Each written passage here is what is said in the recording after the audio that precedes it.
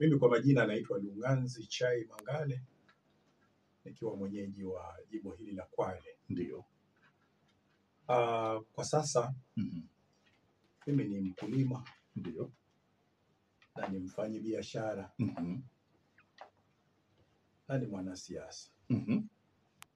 Hizo ndio shughuli ambazo nafanya kwa sasa. Ndio. Naam. Na huna shughuli nyingine ambayo unaifanya kwa hivi sasa?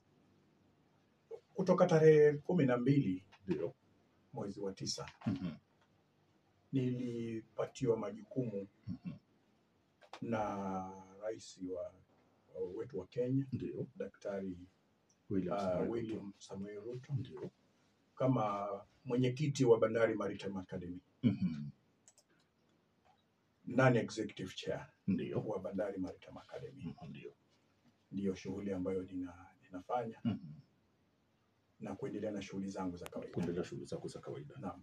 Tukija kwenye hii mheshimiwa Bandari Maritime Academy iko hapa eneo letu la Pwani, lakini amini usiamini, kuna watu hata wajui kwamba hiyo Bandari Maritime Authority iko hapa Pwani na labda inafanya nini. Labda wewe mwenyekiti, labda uweze kidogo kumuelezea msikilizaji, ili na sisi angalau tuweze kunufaika. Tuna taasisi nzuri kama hizi ambazo zinaweza kuleta manufaa kwa jamii yetu, lakini kuna wengine labda hata hawafahamu kwamba kuna kitu kama hicho.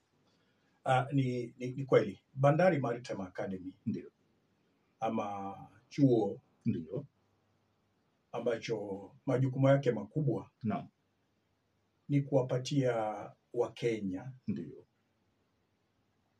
na hata watu wengine ambao wanatoka nchi zingine naam ujuzi wa mambo ya biashara ya baharini. Naam. Nikisema ujuzi wa mambo ya biashara ya baharini, mambo ya kupeleka meli ndio ama kazi yoyote ambayo iko pale kwenye melini. Ujuzi pia wa shughuli ambazo zinahusika na biashara ya baharini kama vile vilindi vyetu ama ports. Ndio. Zile taaluma zile ndio ndizo zinafundishwa pale Bandari Maritime Academy, ambayo zamani ilikuwa ikiitwa Bandari College. Bandari College ndio. Ambalo ni shirika ambalo majukumu yake makubwa ndio ni kuwapatia wananchi ujuzi ndio kwa mambo ya biashara ya bahari. Hao ndio majukumu makubwa. Ndio. Na katika viwango vya ule ujuzi, licha ya kuwafundisha wahandisi ambao watafanya kazi kwenye meli na wale wenye kupeleka meli, ndio kuna nafasi zingine za hawa ambao wanaenda kufanya mambo ya catering, kule mambo ya upishi, mambo ya kuangalia hizo nyumba. Ndio. Pia mtu anafundishwa nje, lakini akiwa pale kuna course ambayo inamwezesha akifanya short course STCW, ambayo akifanya ile inamwezesha kuwa anaweza kupata nafasi ya kufanya kazi kwenye meli. Ndio.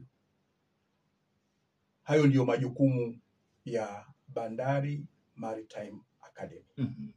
Kuwafundisha Wakenya, kuwapatia ujuzi, waweze kufanya kazi kwenye meli ama biashara yoyote ambayo inahusiana na bahari.